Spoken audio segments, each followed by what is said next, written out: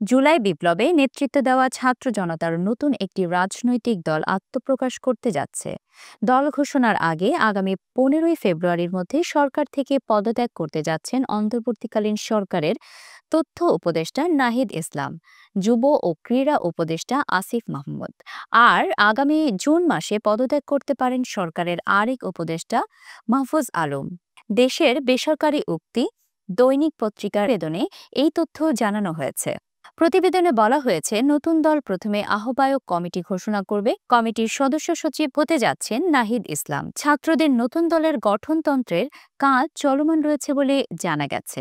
সম্প্রতি ছাত্রদের প্রতিনিধি সরকারে রেখে তাদের নেতৃত্ব রাজনৈতিক দল গঠন করে নির্বাচনে আসলে তা মেনে নেওয়া হবে না বলে মন্তব্য করেন বিএনপি মহাসচিব মির্জা ফখরুল ইসলাম আলমগীর। এরপর উপদেষ্টা নাহিদ ইসলাম এই প্রসঙ্গে গণমাধ্যমে বলেন, তিনি রাজনৈতিক দলে যোগ দিলে সরকার থেকে বের হয়ে যাবেন। এই নিয়ে সরগরম হয়ে ওঠে দেশের রাজনৈতিক অঙ্গন। জাতীয় নাগরিক কমিটির একাধিক নেতা জানিয়েছেন, আন্দোলনের শুরু থেকে প্রথম সারিতে নেতৃত্বে ছিলেন নাহিদ ইসলাম। সেই সঙ্গে তিনি ছিলেন জুলাই আগস্ট অভ্যুত্থানের এক দফার ঘোষক। ছাত্র জনতার কাছেও তিনি অনেক জনপ্রিয়। জানা গেছে, সম্প্রতি জাতীয় নাগরিক কমিটির একটি বৈঠকে বেশিরভাগ সদস্য মতামত দিয়েছেন যে অন্তর্বর্তী সরকারে থাকা এক বা একাধিক ছাত্র উপদেষ্টার পদত্যাগ করা উচিত।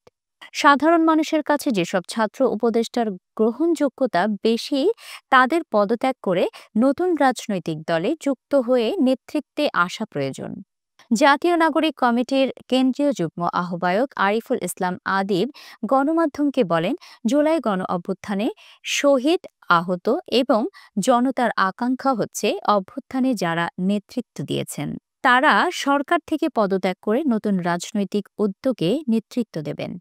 তাই সরকারে থাকা ছাত্র প্রতিনিধিদের প্রতি আমার আহ্বান থাকবে, জনগণের আশা আকাঙ্ক্ষার প্রতি সাড়া দিয়ে নতুন রাজনৈতিক উদ্যোগে তারা যেন সামনে থেকে নেতৃত্ব দেন।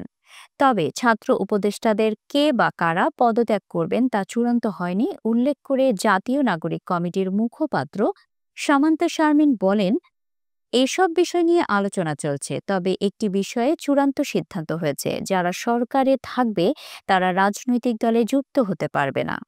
এই ক্ষেত্রে রাজনৈতিক দলে যুক্ত হতে হলে অবশ্যই সরকার থেকে পদত্যাগ করে আসতে হবে।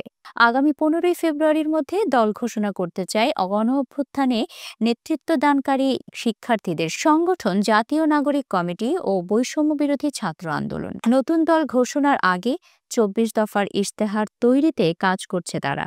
এজন্য 17 সদস্যের একটি কমিটি কাজ করছে বলে জানা গেছে।